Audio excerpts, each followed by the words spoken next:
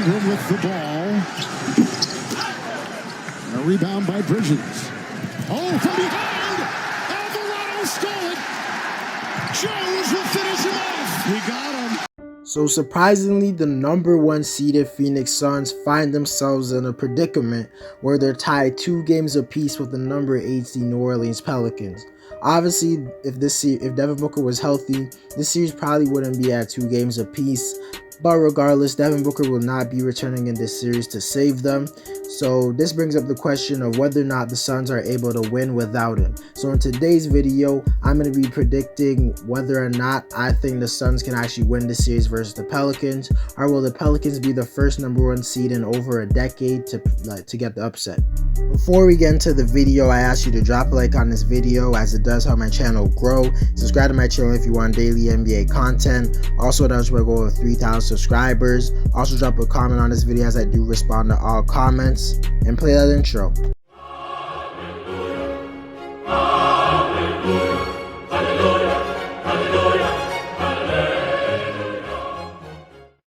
To start the video off, I'm going to discuss everything the Suns need to do if they want to win.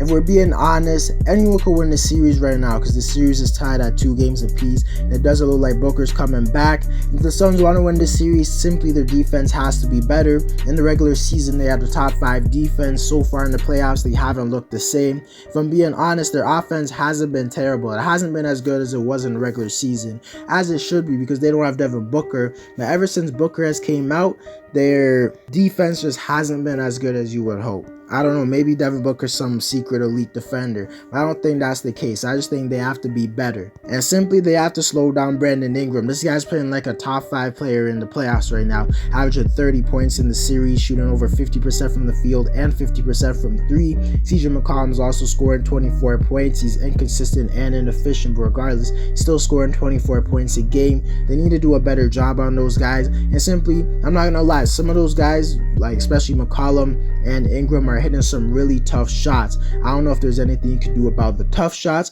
but you just have to do better on defense, and you also need some guys to step up. In my opinion, I think the Suns, they've been double teaming Brandon Ingram, but they just have to do a better job of it, do it more aggressively, and try and let other guys like step up. I'd rather see Jose Alvarado shoot a wide open 3 rather than Brandon Ingram do an isolation mid-range shot, because it doesn't seem like he's missing those at all, especially on Mikal Bridges. Mikal Bridges is playing good defense. I have nothing to complain about with him, but Ingram is just hitting better shots. But guys like Jay Crowder, he has to step up. He hasn't been good on offense, and on defense he hasn't been as good as he usually is. He has to step up for sure.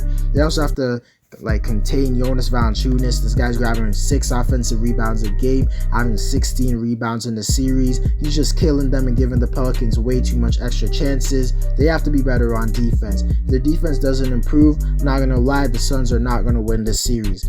Also, the Suns' offense could be better because outside of Chris Paul, there's no one I could really rely on to have a big game, especially when Devin Booker's not playing.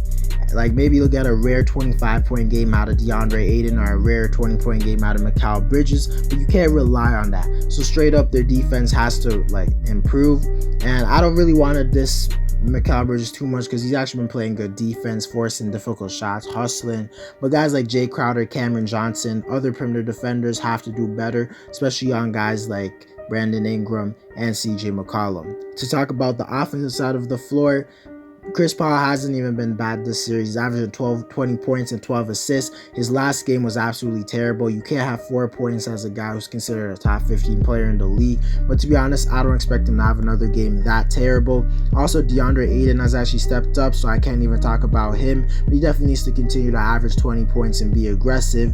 If we're being honest, Valanciunas isn't a great defender, and I think Ayton is skilled enough as a scorer to finish on him at an efficient level. Mikal Bridges is doing exactly what he did in the regular season, but with Devin Booker being out, I think he has to be more aggressive. We all know he has the capabilities to create his own shot in the mid-range and attack the rim and stuff like that. Seems like he's playing too much like a role player right now. They need him to step up, show what he could truly do.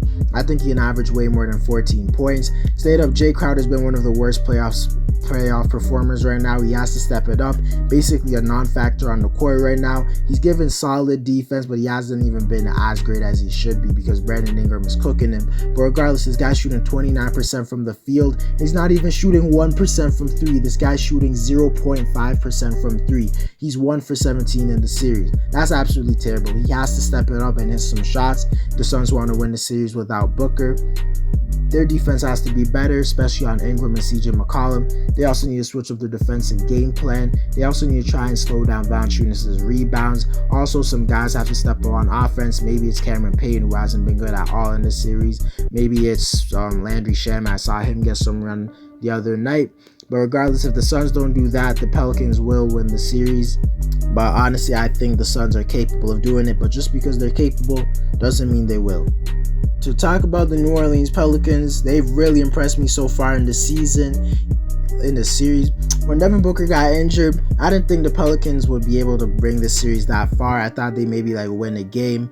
But now they actually have a chance to win this series. Pelicans are way more of a talented team than I actually thought, and I'm pretty sure a lot of other people thought. They're not your normal 8th seed. If they're fully healthy with Zion, I actually think they're the 5th seed in the conference. Ingram's been going crazy. McCollum's been solid. A lot of their role players have stepped up, like Jose Alvarado, been giving amazing energy. We saw this guy force Chris Paul to get an 8-second violation. I don't think anyone's ever done that in his career, and he helped to hold Chris Paul to 4 points the other night.